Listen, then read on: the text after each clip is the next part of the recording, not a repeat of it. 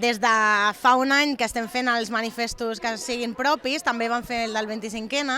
La veritat és que quan ho llegim, per exemple, aquesta vegada que l'ha llegit la Conchi, doncs em sembla que és molt més emotiu, no? També parla de la llagosta, parla del paper de les bibliotecàries i aprofitant el 50 aniversari de la biblioteca. I llavors a mi em sembla que ha sigut tot l'espectacle, la veritat, molt emotiu i molt bonic. El que tots sabem, no?, que estem lluitant per la llibertat en general i sobretot per la llibertat de les dones que encara falta una mica per aconseguir aquesta igualtat.